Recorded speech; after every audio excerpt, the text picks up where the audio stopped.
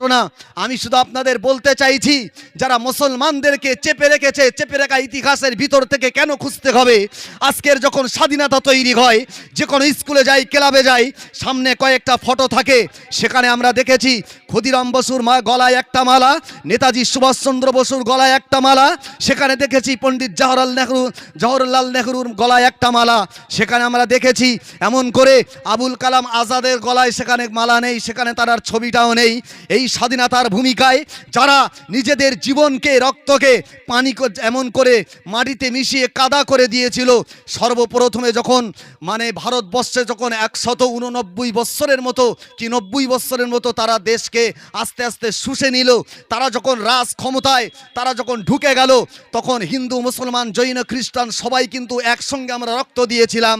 সর্বপ্রথমে আপনারা জানেন শাহ অলিউল্লাহ মুহাদ্দিস দেগলভী রহমাতুল্লাহ আলাইহি কলিজার টুকরা সন্তান শাহ আব্দুল আজিজ মুহাদ্দিস দেগলভী রহমাতুল্লাহ আলাইহি সেই সময়ে এক কথায় সেই দিল্লির পার্লামেন্টে এমন করে দেওবন্দ থেকে আওয়াজ দিয়েছিল যে ইংরেজদের সঙ্গে ব্যবসা করা,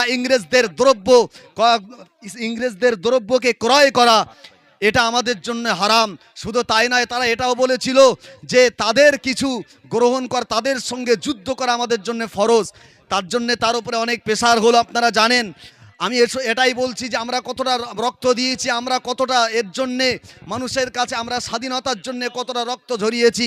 আজকের বীর আশফাকুল্লাহ তিনি বলেছিল, তারাকে যখন জেলের ভিতরে নিয়ে যাওয়া হয়, বীর আশফাকুল্লাহ বলেছিল আমাকে একবার ওজন করে রাখো, তাকে ওজন করা হলো। আবার যখন তানাকে জেল থেকে যখন ফাঁসির কাস্টের আসামি বানিয়ে দেওয়া হলো, উনি বলল আমাকে আর একবার ওজন করা হোক। অবাক হয়ে গেল ব্রিটিশেরা যে কেন তুমি এই কথাটা বললে। উনি বলেছিল আজকের আমি কয়েক বছর ধরে জেলের ভিতরে আছি, জেলের ভিতরে থেকে যেদিন আমাকে জেলের ভিতরে ঢুকিয়েছিলে ওই দিন থেকে আজ পর্যন্ত আমি জেলের ভিতরে আছি, আমাকে আজকে একবার ফাঁসির কাস্টে তোলার আগে আমাকে ওজন করে দেখা হোক। আমার ওজন যদি 100 গ্রামও কমে যায়, আমার নামটা যেন ইতিহাসের পাতায়, কাপুরুষের পাতায় লেখা হয়।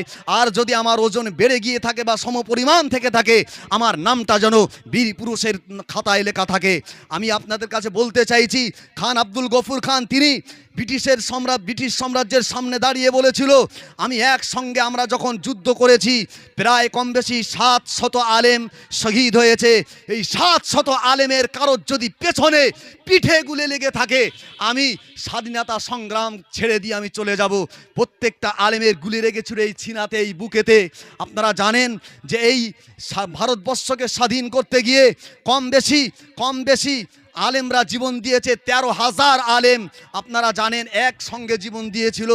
আপনারা এটাও শুনেছেন দিল্লির পার্লামেন্টের সামনে ইন্ডিয়া গেটে 92,500 শহীদদের নাম লেখা রয়েছে, যারা দেশকে স্বাধীন করতে গিয়ে শহীদ হয়েছিল। ওই 92,500 শহীদদের ভিতরে 62,500 মুসলমানের নাম লেখা রয়েছে।